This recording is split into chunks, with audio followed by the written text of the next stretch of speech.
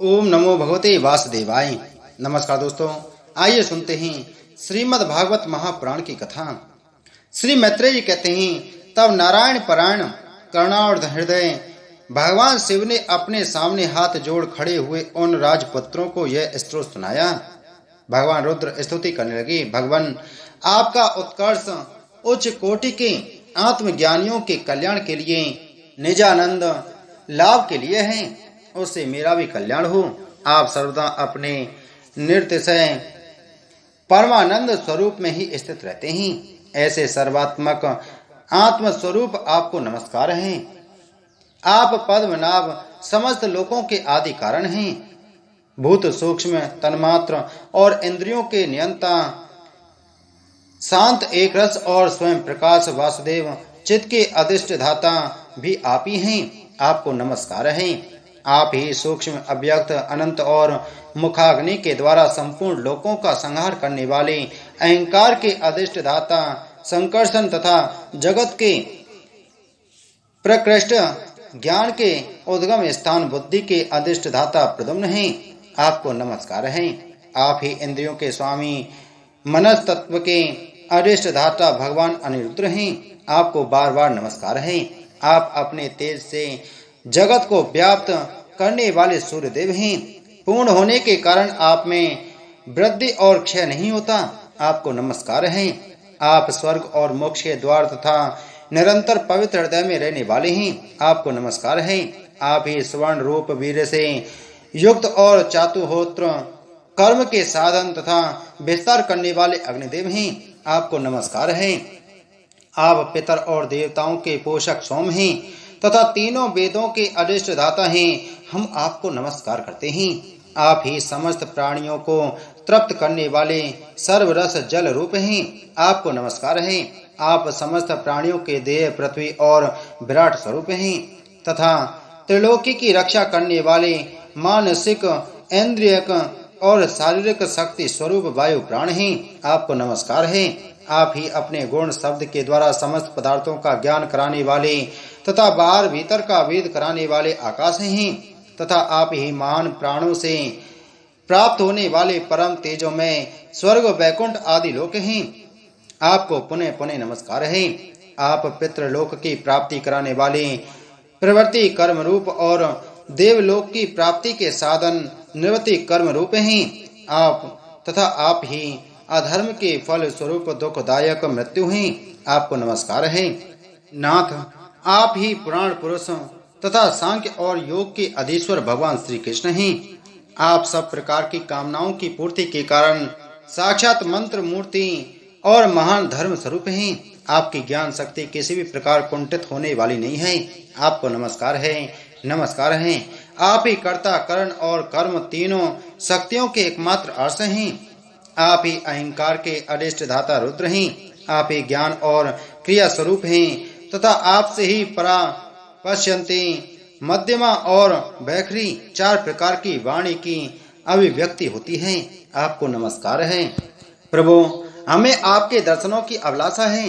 अतः आपके भक्तजन जिसका पूजन करते हैं और जो आपके निज जनों को अत्यंत प्रिय है, अपने उस अनूप रूप की आप हमें झांकी कराइए।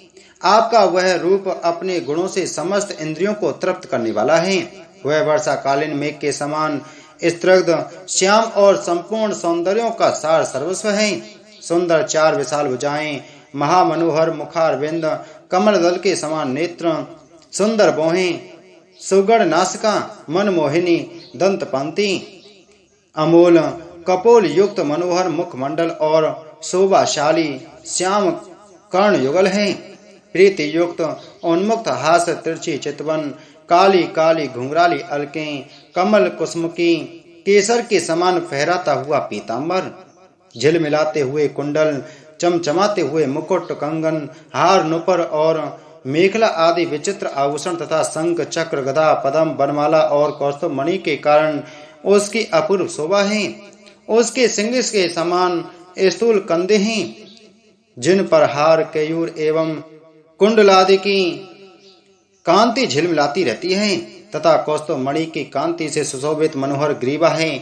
उसका श्यामल वृक्ष स्थल श्रीवत्स चिन्ह के रूप में लक्ष्मी जी का नित्य निवास होने के कारण कसौटी की शोभा को भी मात करता है।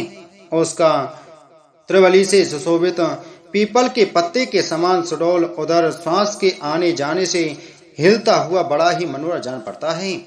उसमें जो भंवर के समान चक्करदार नाभि है वह इतनी गहरी है कि उससे उत्पन्न हुआ यह विश्व मानो फिर उसी में लीन होना चाहता है। श्याम वर्ण कटी भाग में पीतांबर और स्वर्ण की मेखला शोभायमान है। समान और सुंदर चरण, पिंडली जांग और घुटनों के कारण आपका दिव्य विग्रह बड़ा ही सुघड़ जान पड़ता है। आपके चरण कमलों की शोभा शरद ऋतु के कमल दल की कांति का भी तिरस्कार करती है। उनके नखों से जो प्रकाश निकलता है वह जीवों के हृदय अंधकार को तत्काल नष्ट कर देता है। हमें आप कृपा करके भक्तों के भयारी एवं आश्रय स्वरूप उसी स्वरूप का दर्शन कराइए। जगत गुरु, हम अज्ञान व्रत प्राणियों को अपनी प्राप्ति का मार्ग बतलाने वाले आप ही हमारे गुरु हैं। प्रभु, चित्त शुद्धि की अभिलाषा रखने वाले पुरुष को आपके इस रूप का निरंतर ध्यान करना चाहिए। इसकी भक्ति ही स्वधर्म का पालन कराने वाले पुरुष को अवैध करने वाली है। स्वर्ग का शासन कराने वाला इंद्र भी आपको ही पाना चाहता है तथा विशुद्ध आत्मज्ञानियों की गति भी आप ही हैं। इस प्रकार आप सभी देहधारियों के लिए अत्यंत दुर्लभ हैं। केवल भक्तिमान पुरुष ही आपको पा सकते हैं। सत्पुरुषों के लिए भी दुर्लभ अनन्य भक्ति से भगवान को प्रसन्न करके जिनकी प्रसन्नता किसी अन्य साधनों से दुस्साध है, ऐसा कौन होगा जो उनके चरण तल के अतिरिक्त और कुछ चाहेगा। जो काल अपने अदम्य उत्साह और पराक्रम से फड़कती हुई बाहों के इशारों से सारे संसार का संहार कर डालता है, वह भी आपके चरणों की शरण में गए हुए प्राणी पर अपना अधिकार नहीं मानता। ऐसे भगवान के प्रेमी भक्तों का यदि आधे क्षण के लिए भी समागम हो जाए तो उसके सामने मैं स्वर्ग और मोक्ष को कुछ नहीं समझता। फिर मृत्युलोक के तुच्छ भोगों की तो बात ही क्या है। प्रभु, आपके चरण संपूर्ण पाप राशि को हर लेने वाले हैं। हम तो केवल यही चाहते हैं कि जिन लोगों ने आपकी कीर्ति और तीर्थ गंगा जी में आंतरिक और बाह्य स्नान करके मानसिक और शारीरिक दोनों प्रकार के पापों को धो डाला है तथा जो जीवों के प्रति दया, राग, द्वेष रहित चित्त तथा सरलता आदि गुणों से युक्त है, उन आपके भक्त जनों का संग हमें सदा प्राप्त होता रहे, यही हम पर आपकी बड़ी कृपा होगी। जिस साधक का चित्त भक्ति योग से अनुग्रहित एवं विशुद्ध होकर न हो तो वह विषयों में भटकता है और न अज्ञान गुह रूप प्रकृति में ही लीन होता है।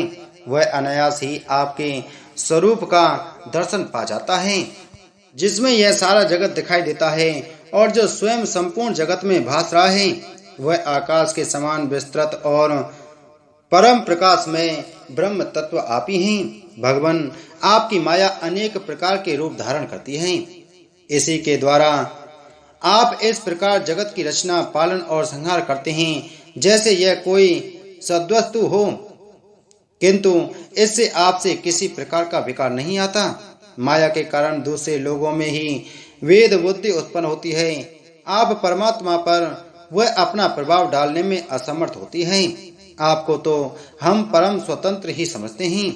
आपका स्वरूप पंचभूत, इंद्रिय और अंतःकरण के प्रेरक रूप से लक्षित होता है।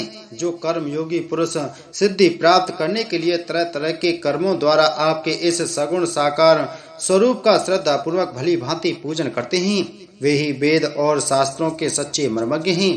प्रभु, आप ही अद्वितीय आदि पुरुष हैं। सृष्टि के पूर्व आपकी माया शक्ति सोई रहती है, फिर उसी के द्वारा सत्व, रज और तम रूप गुणों का भेद होता है और इसके बाद उन्हीं गुणों से मह तत्व, अहंकार, आकाश, वायु, अग्नि, जल, पृथ्वी, देवता, ऋषि और समस्त प्राणियों से युक्त इस जगत की उत्पत्ति होती है। फिर आप अपनी ही माया शक्ति से रचे हुए इन जरायुज, अंडज, स्वेदज और उद्वज भेद से 4 प्रकार के शरीरों में अंश रूप से प्रवेश कर जाते हैं। और जिस प्रकार मधुमक्खियां अपने ही उत्पन्न किए हुए मधु का आस्वादन करती हैं, उसी प्रकार वह आपका अंश उन शरीरों में रहकर इंद्रियों के द्वारा उन तुच्छ विषयों को भोगता है। आपके उस अंश को ही पुरुष या जीव कहते हैं। प्रभु, आपका तत्व ज्ञान प्रत्यक्ष से नहीं अनुमान से होता है। प्रलय काल उपस्थित होने पर काल स्वरूप आप ही अपने प्रचंड एवं असह्य वेग से पृथ्वी आदि भूतों को अन्य भूतों से विचलित कराकर समस्त लोकों का संहार कर देते हैं। जैसे वायु अपने असहनीय एवं प्रचंड झोंकों से मेघों के द्वारा ही मेघों को तितर बितर करके नष्ट कर डालती है। भगवान, यह मोहग्रस्त जीव प्रमादवश हर समय इसी चिंता में रहता है कि अमुक कार्य करना है, इसका लोभ बढ़ गया है और इसे विषयों की ही लालसा बन जाती है। किंतु आप सदा ही सजग रहते हैं। भूख से जीव लपलपाता हुआ सर्प जैसे चूहे को चट कर जाता है, उसी प्रकार आप अपने काल स्वरूप से उसे सहसा लील जाते हैं। आपकी अवहेलना करने के कारण अपनी आयु को व्यर्थ मानने वाला ऐसा कौन विद्वान होगा जो आपके चरण कमलों को विसारेगा।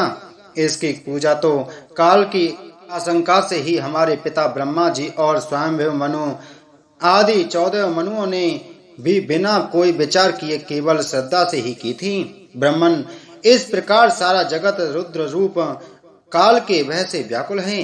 अतः परमात्मन, इस तत्व को जानने वाले हम लोगों के तो इस समय आप ही सर्वथा भय शून्य आश्रय हैं। राजकुमारों, तुम लोग विशुद्ध भाव से स्वधर्म का आचरण करते हुए भगवान में चित्त लगाकर मेरे कहे हुए इस स्तोत्र का जप करते रहो। भगवान तुम्हारा मंगल करेंगे। तुम लोग अपने अंतःकरण में स्थित उन सर्वभूतात्मा अंतर्यामी परमात्मा श्री हरि का ही बार बार स्तवन और चिंतन करते हुए पूजन करो। मैंने तुम्हें यह योगादेश नाम का स्तोत्र सुनाया है। तुम लोग इसे मन से धारण कर मुनि व्रत का आचरण करते हुए इसका एकाग्रता से आदर पूर्वक अभ्यास करो। यह स्तोत्र पूर्व काल में जगत विस्तार के इच्छुक प्रजापतियों के पति भगवान ब्रह्मा जी ने प्रजा उत्पन्न करने की इच्छा वाले हम भृगु आदि अपने पुत्रों को सुनाया था। जब हम प्रजापतियों को प्रजा का विस्तार करने की आज्ञा हुई, तब इसी के द्वारा हमने अपना अज्ञान निवृत्त करके अनेक प्रकार की प्रजा उत्पन्न की थी।